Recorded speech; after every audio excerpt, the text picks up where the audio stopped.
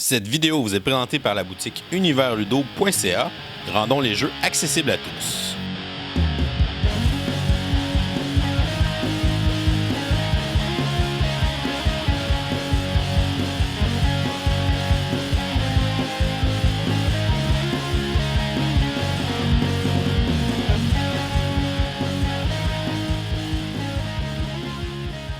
Salut les gamers, bienvenue à Professeur Board Game, je m'appelle David. Aujourd'hui à Board Game 101, on va regarder ensemble un petit jeu de cartes qui s'appelle Catalyst. C'est un jeu publié par la compagnie DV Giochi en 2018.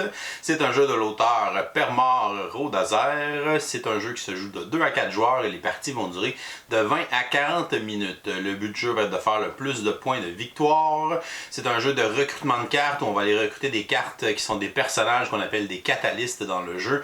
Les catalystes vont être placés devant nous, vont avoir différents pouvoirs qu'on va pouvoir utiliser lorsqu'on va les activer et ensuite on va aller les placer dans notre pile de points de victoire et on va essayer de faire des combos avec des bâtiments et des effets de jeu avec les différentes cartes de catalystes pour faire le plus de choses possible dans un tour de jeu. Donc on a un petit côté de construction d'engins à l'intérieur du jeu avec les cartes qu'on va recruter. Alors Catalyst, je vous montre comment on joue et ensuite je vous dis ce que j'en pense. On va installer une partie pour 2 joueurs. On va donc assembler le plateau de jeu qui est en 3 morceaux. On va le placer au centre de la table et ensuite on va aller faire la pioche de cartes Catalyst. On va retirer de la pioche les cartes avec un petit numéro 3 et 4 d'inscrits dans le bas des cartes qui seront seulement utilisées dans les parties à 3 et 4 joueurs. On va faire une pioche avec le restant des cartes et on va ensuite retirer les 10 premières cartes qu'on va placer à côté du plateau et on va placer sur cette pile de cartes le jeton de la ronde finale. On va placer les cartes de valeur 1 et 3 de chaque couleur de bâtiment avec la valeur 1 sur le dessus de chacune des pioches. Les bâtiments de valeur 2 et 4 ne seront pas utilisés dans une partie à 2 joueurs. On va donc les remettre dans la boîte de jeu. On va révéler au hasard une des cartes d'objectifs qu'on va utiliser pour la partie. On va la placer visible à côté du plateau et les autres cartes d'objectifs seront aussi remises dans la boîte de jeu. On va se faire des réserves avec les jetons de pièces, les jetons militaires et les jetons d'activation, ici les lanternes, à côté du plateau. Ensuite, on va révéler des cartes de catalystes sur chacun des emplacements du plateau principal. On aura donc le choix parmi 5 cartes de catalystes qu'on pourra recruter à notre tour de jeu. On va déterminer au hasard un premier joueur et on va lui remettre le jeton premier joueur qu'il va placer devant lui. Le premier joueur va débuter la partie avec 4 pièces alors que le deuxième joueur débutera avec 5 pièces. Une partie de Catalyst se joue à tour de rôle en débutant par le premier joueur, ensuite le joueur suivant et ainsi de suite, jusqu'à temps qu'on déclenche la fin de la partie. Lorsque le paquet de cartes Catalyst sera épuisé, on va utiliser le paquet ici pour la dernière ronde pour jouer une ronde finale et à la fin de cette ronde finale, on va faire le décompte des points et le joueur qui aura le plus de points sera le vainqueur. À son tour de jeu, un joueur peut effectuer une action parmi les 3 disponibles dans le jeu. Premièrement, on peut effectuer une action pour aller collecter des pièces. Donc, si un joueur effectue cette action, on va regarder sur les 5 cartes de catalystes disponibles sur le plateau, laquelle a la valeur la plus haute. Donc, ici, c'est les cartes de valeur 3. À ce moment-là, le joueur se prendrait 3 pièces pour ajouter à sa réserve personnelle. La deuxième action est de recruter une des 5 cartes de catalystes du plateau principal.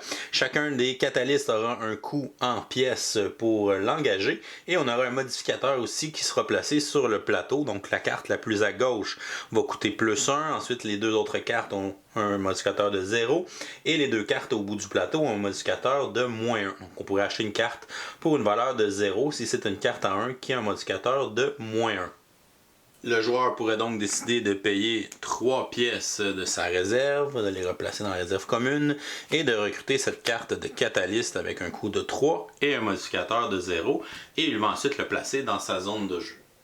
La troisième action est d'activer une de ces cartes de catalyste qui est devant soi. Pour le faire, on va tourner tout d'abord notre carte de catalyste sur le côté et ensuite on va regarder les icônes d'activation. Donc on va utiliser tous les icônes qui sont représentés dans le bas, à moins qu'il y ait une barre entre les 2 icônes comme c'est le cas sur la carte de catalyste présente. suivante. Donc ici, on a les deux icônes. Donc on va pouvoir gagner une pièce de la réserve qu'on va mettre dans notre réserve personnelle. Et l'icône bleue, on peut faire une action de recrutement. Donc on peut recruter une des cartes de Catalyst du plateau principal, mais il faut évidemment payer le coût en pièces. Donc je pourrais aller chercher cette carte-là qui a une valeur de 1 avec un modificateur de -1, donc elle coûte 0, et je viendrai la placer dans ma zone de jeu à ce moment-là. À la fin de notre tour de jeu, lorsqu'on a utilisé notre action, les cartes de Catalyst utilisées, donc celles qu'on a retournées sur le côté, seront défaussées dans notre pile de victoire personnelle.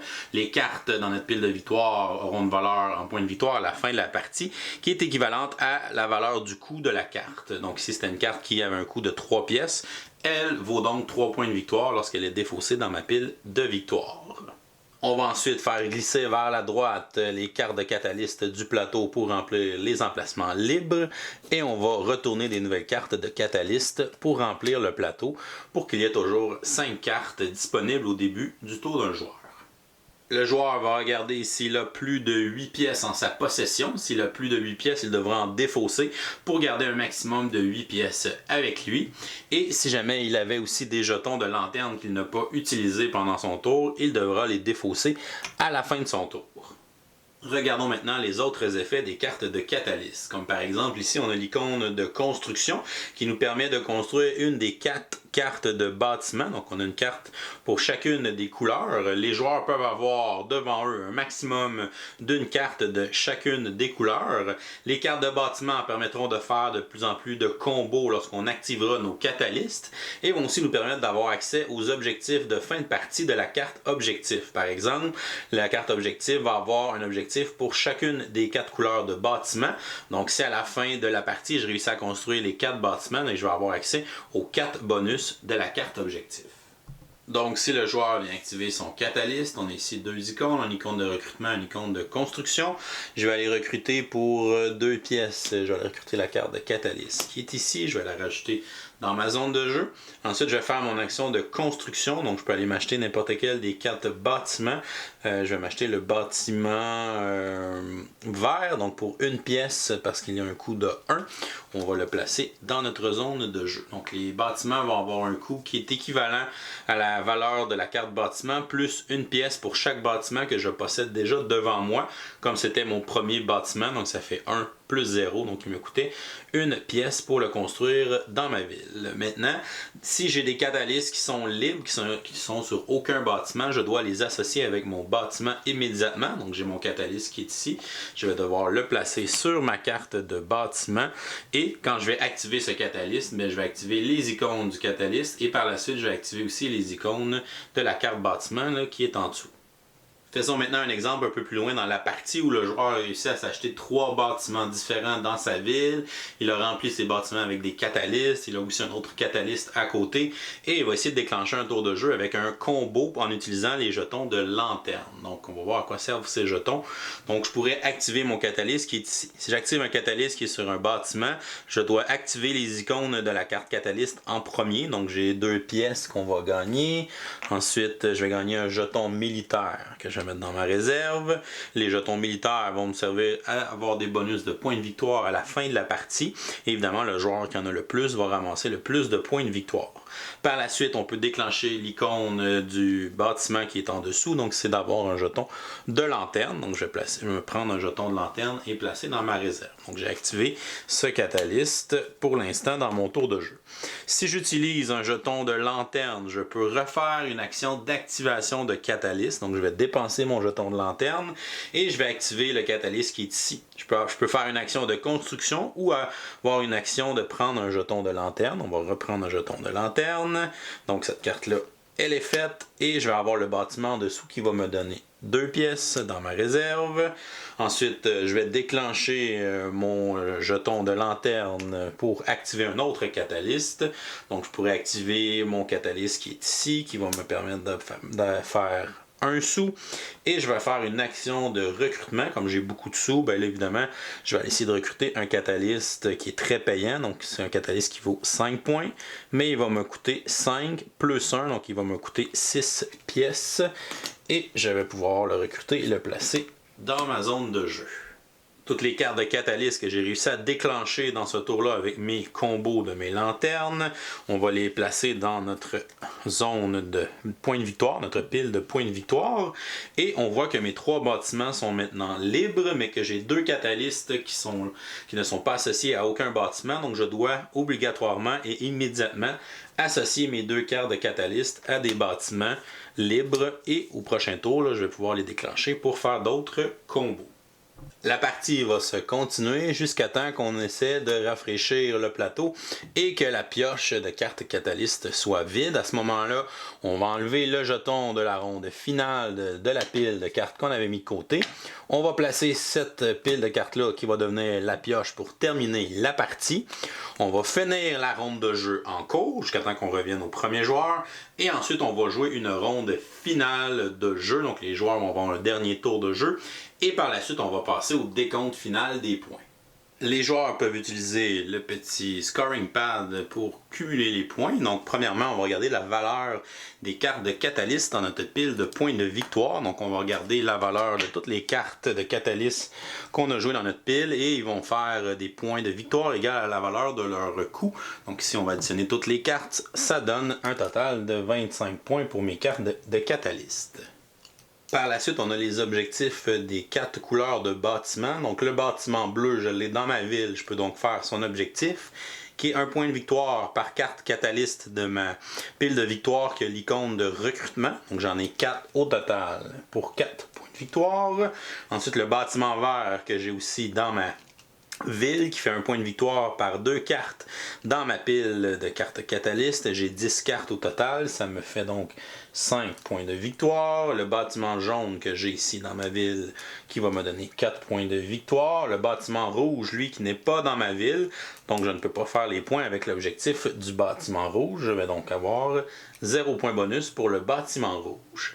Par la suite, les points pour les jetons militaires. Chaque 2 jetons militaires va me donner 1 point. Donc ça fait 2 points ici pour mes 4 jetons militaires. On va regarder le joueur qui a le plus de jetons militaires. Il va scorer 6 points. Le deuxième joueur, lui, va scorer 3. On va dire qu'avec 4 jetons, je suis deuxième. Donc ça fait 3 points de victoire. Et finalement, pour chaque 3 pièces restantes, ça va me donner 1 point de victoire. Donc j'ai 3 pièces.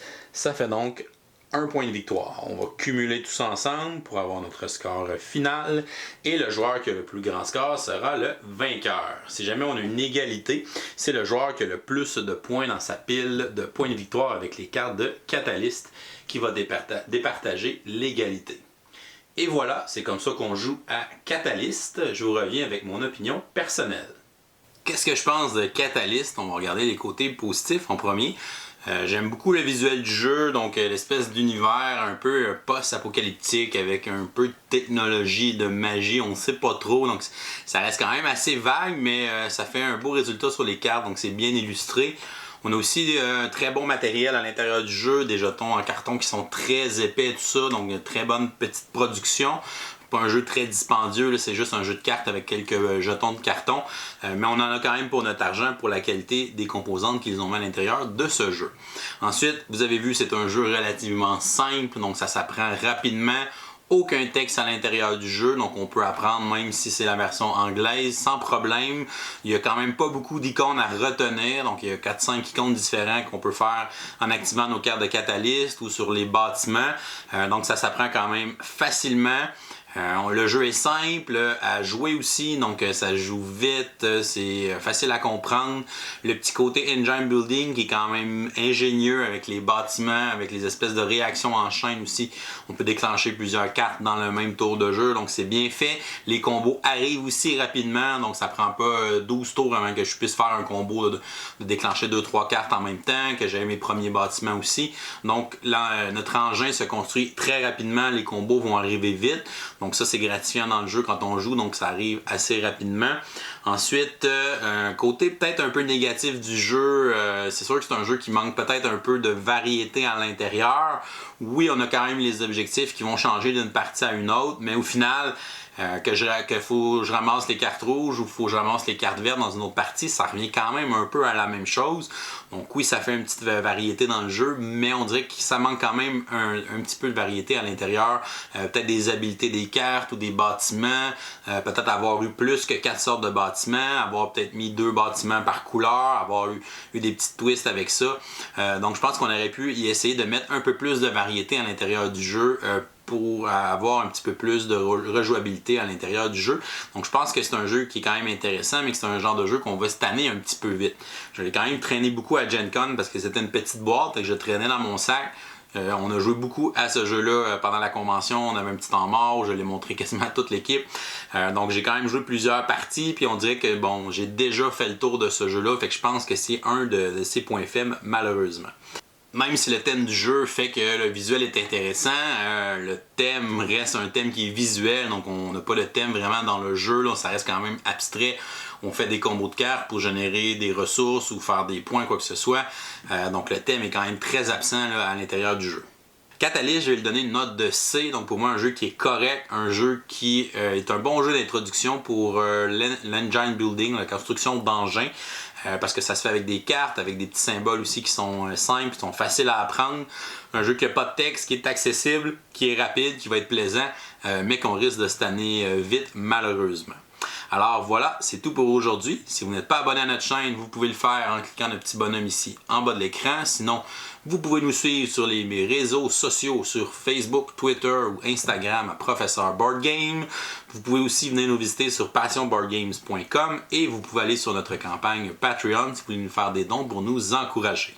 Je vous souhaite une excellente fin de journée et continuez de gamer.